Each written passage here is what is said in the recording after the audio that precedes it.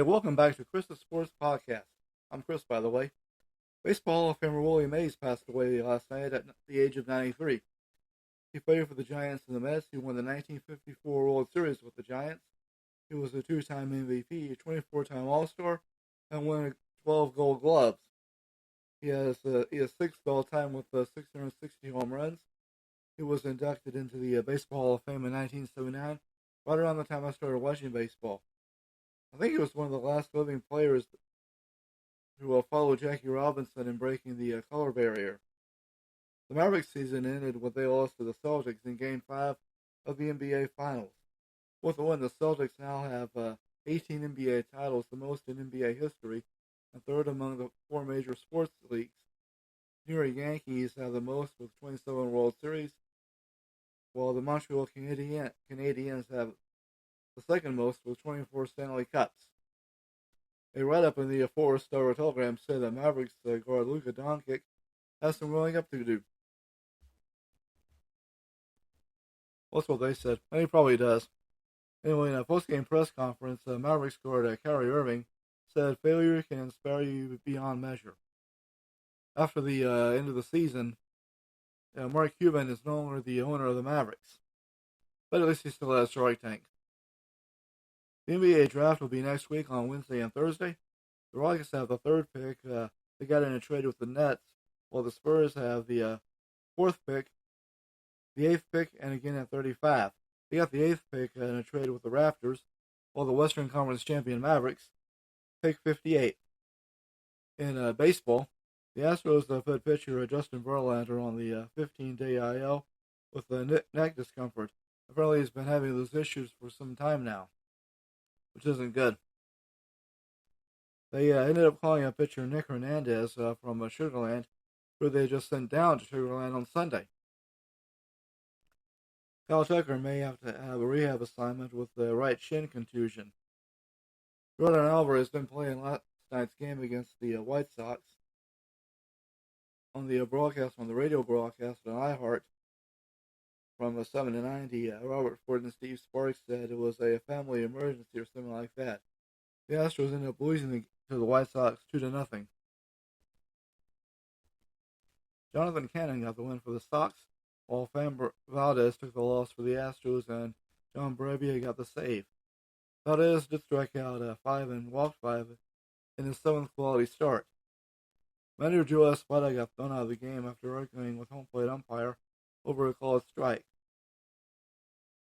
I saw the clip on Astros.com, and Todd Callis was pointing out from the Space City Home Network broadcast that umpire didn't seem to have a consistent strike zone. They play the Sox again tonight at a little after 7, and then tomorrow afternoon a little after 1. The number 3 prospect, shortstop Bryce Matthews, has been promoted to Double-A Corpus Christi. By the way, Corpus Christi had the first no-hitter in their history when pitchers Jake Bloss and Cesar Gomez combined to pitch one against the San Antonio Dodgers, or Missions. 3-0. The Rangers opened the homestand by losing to the Mets 14-2 on Monday. David Peterson got the win for the Mets, while John Gray took the loss for the Rangers. Rangers catcher Jonah Heim was activated from the paternity leave list, and catcher Sam Huff was sent down to Round Rock. The Rangers also called up pitcher Yuri Rodriguez from Round Rock, sent down pitcher Chris Wynn. They again lost to the Mets 7-6 last night. Reed Garrett got the win for the Mets.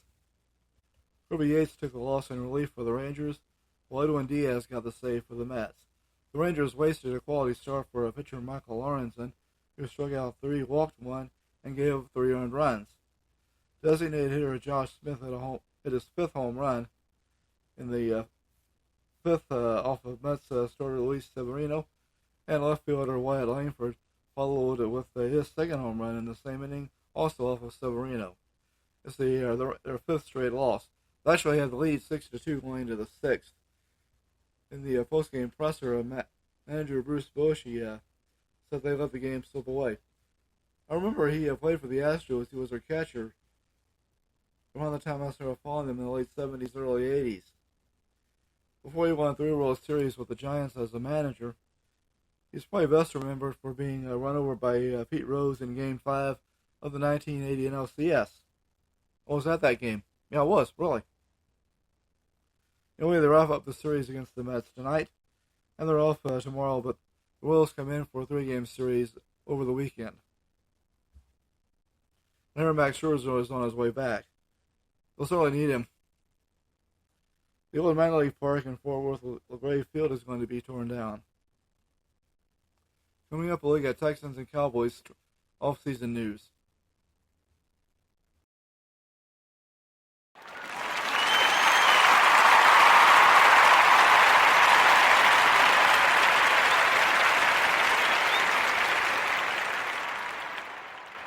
The Texans announced on HoustonTexans.com that training camp opens on Thursday, July 18th.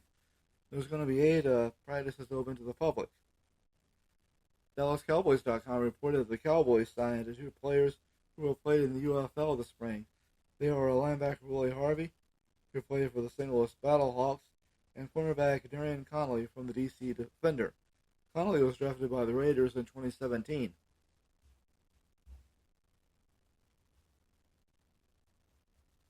The website also said that the relationship between Coach Mike McCarthy and linebacker Michael Parsons is said to be thriving.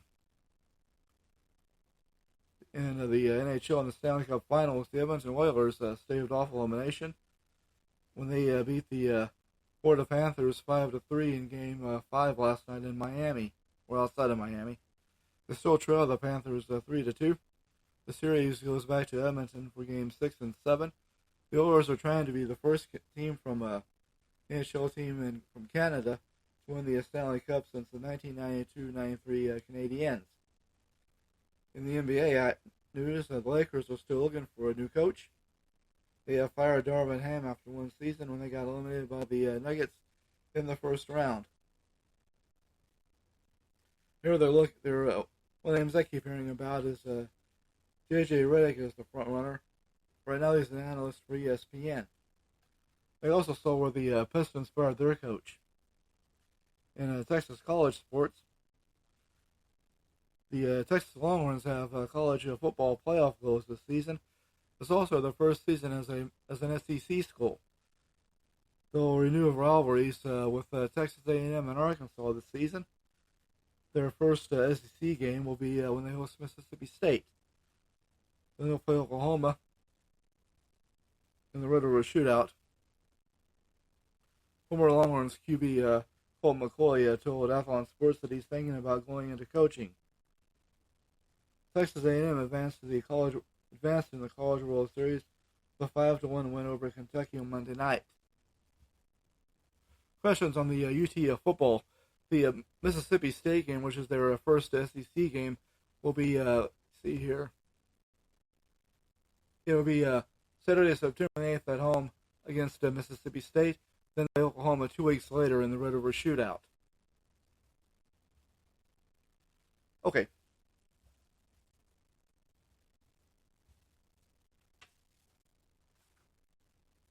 Baylor is going to have its first youth football day when they host Charleston in their home opener on August 31st. Baylor volleyball added a Purdue transfer Brielle Warren to the roster for the upcoming season. She's the daughter of former New England Patriots player Ty Warren, who played on a couple of their Super Bowl teams. Baylor volleyball opened the season at home against Abilene Christian. On to the Texas Ranger Hall of Fame in Waco Tuesday, and it's right next to McLean Stadium, and also a Foster Pavilion is just on the other side of I-35. North Texas football is going to have 4 games on national TV this season. The Mean Green will play at South Alabama on August 31st at 4 on ESPN+. Then they'll play at home against Stephen F. Austin on September 7th at 6:30. That's also on ESPN+. Then again on September 14th, they go to Texas Tech, or they'll play the Red Raiders at 11 on FS1. And then they'll play at UTSA on November 15th. They and the Roadrunners will kick off at 8 on ESPN2. Texas swimmers Luke Hobson Aaron Shackle and Aaron Galmo made the U.S. Olympic team.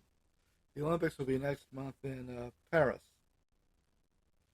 TCU tennis player Cam Norrie made the British Olympic team. Five Texas State players were named all preseason honors by Dave Campbell's Texas Football. By the way, Wildcat Stadium is now UFCU Stadium. They have UFC got the naming rights for the stadium. Before I started recording, I watched the ESPN 30 for 30 documentary about Faisal Majama, UAH basketball in the early 1980s, team that included Hakeem Olajuwon and Clyde Drexler that played in 3 straight Final Fours and also lost back-to-back national championships to North Carolina in 1983 and to Georgetown in 1984, a Georgetown team that had Patrick Ewing on it. The loss to NC State was a buzzer beater. During that time, they were actually better than the Rockets. During the documentary, 2 of the players who were looking for a former player, Benny Anders, who hadn't been heard from in years. The film was made in 2016. They also mentioned how after the 84 season, Houston basketball kind of faded away. Now, this was before their current run with Kelvin Sampson. Anyway, the Rockets will go on to draft Hakeem Olajuwon in the 1984 NBA draft, and it would lead them to the 1994 NBA title, where they would beat the Knicks and Patrick Ewing. The next season, they made a mid-season trade where they acquired Clyde Drexler from the Trailblazers, and they went on to repeat as NBA champions. And of course, Rudy T gave his famous quote in the post-game celebration, "Don't overestimate the heart of a champion." Anyway, that's it for today. We'll talk to you on Friday. My name is Chris Carlisle. You've been listening to Chris's Sports Podcast. Be sure to hit the download button, leave a like and rating, and follow and subscribe.